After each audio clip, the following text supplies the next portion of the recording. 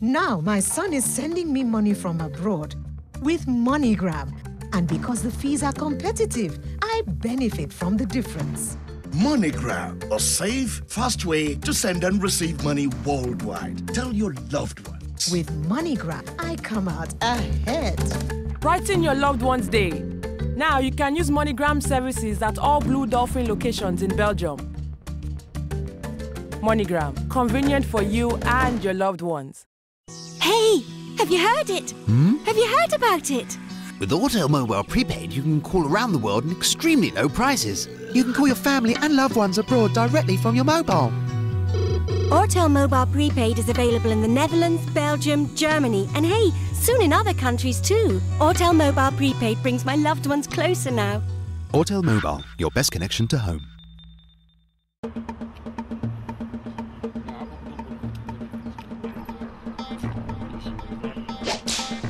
Excel Malt. Drink it with passion. Enjoy the natural, refreshing taste of Excel Malt. Excel Malt, made from a natural ingredient. Good for all the family.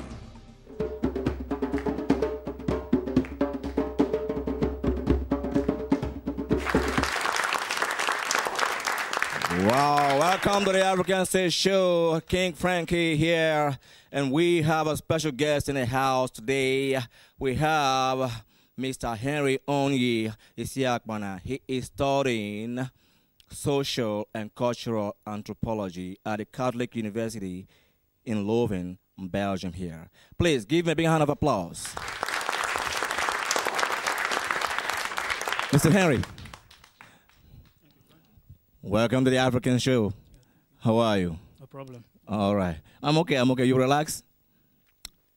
Feel at home, my brother. It's African stage. This is your stage, you know. Absolutely. Chill out. Relax, you know, because, we want to welcome you again one more time. You study social and cultural anthropology at a Catholic University in Leuven. Yes. And we want to ask you some few questions. I want to ask you some questions about culture, the African culture in general. What do you think about the African culture in general, especially looking at the area of Africans being in touch, you know, with the culture, or we are far away from our roots? That's a good question, but first of all, I would like to, throw more insight on what culture is, before I delve into the answer. It's very difficult to separate culture and civilization, because a lot of people have problem with what actually is culture and what is civilization. But both of them actually are inseparable, but these days people use them, interchangeably. But looking into the issue of culture, for those of us who are well conversant with history, we know that civilization started in Africa. Hence, it's often said that Africa is the citadel of civilization. So when you talk about civilization, the cradle of civilization, you're talking about Africa, and a lot of things goes to explain this.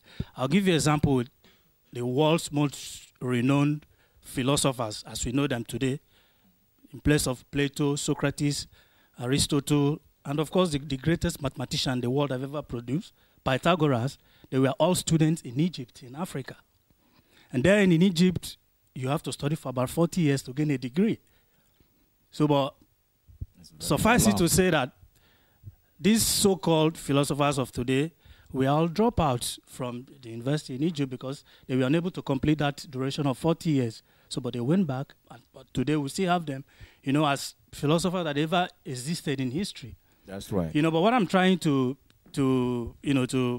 draw here is the fact that when you are talking about culture, I mean, you can see a good example of how the African man is richly, dressed, very rich in culture, talking about heritage and everything. Mm-hmm. I mean, it's Africa.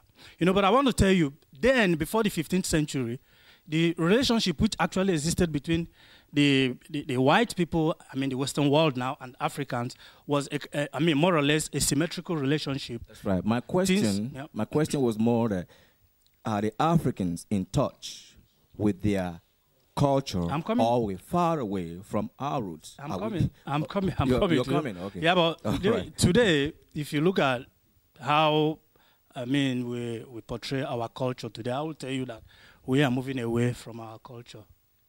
So what you see at the end of the day is, the cultures are being intertwined. An African man, is sharing away from his culture, trying to embrace the white man's culture. And on the other side, the white man is, sharing away from his or her culture, trying to embrace African man's culture. I'll give you a good example. These days, you see, like the summer is coming, you see the white people, trying to catch a glimpse of the sun. That's what they call the zonnebank in Dutch, going to the zonnebank, trying to tune their color, to make their color look more darker.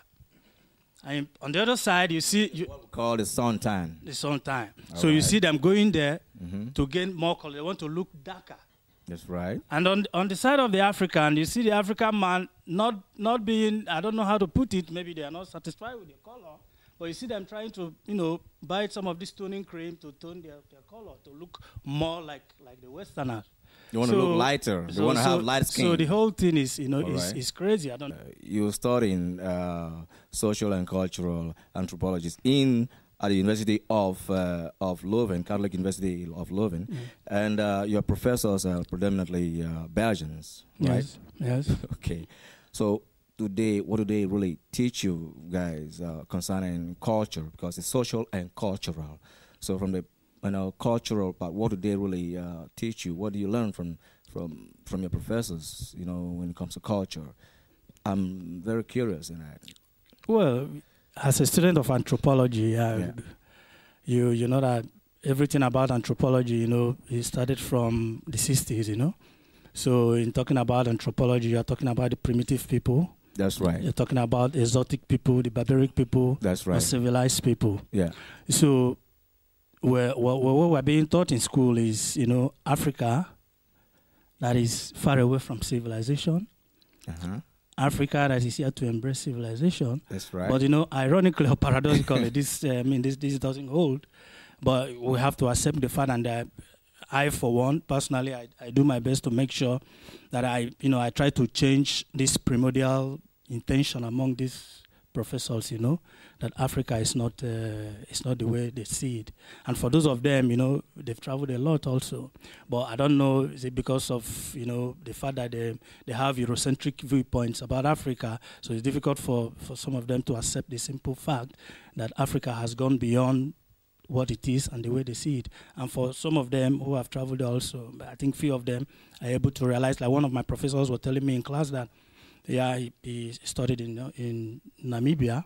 So, but before he left for Namibia, that what he had in mind was people that live on tree, people that never put on clothes, But when he got to Namibia, he was flabbergasted because what he saw was direct opposite of what he used to hear. So what the professors or most of the people here are still teaching, or still have in mind concerning, what they know about Africa is what has been, in written in books, about Africa 50, 100, yes, 200 years ago, which is still holding, in the mentality of the people. These are stereotype evidences that were left behind by the explorers. When you talk about Mungo Park and their crew, when they came to Africa, they painted the whole image black, and when they went back, this was prior to the period of anthropology. Yes, so right. when they went back, they told them, hey, these people, they are primitive people. They don't put on clothes. They live in huts and all these things. So he gave, the colonial masters the boost to come to Africa. This was one of the things that led to colonialism, in Africa.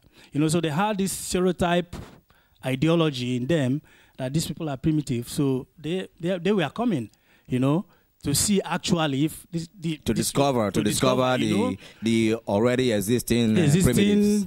Notion they have about Africa. So they had all this in mind, and they came and All right, Mr. Henry Onyi, thank you very much for coming to the African State Show. It was very exciting to share your views as a cultural and social anthropologist, studying at the University of Catholic University of Leuven.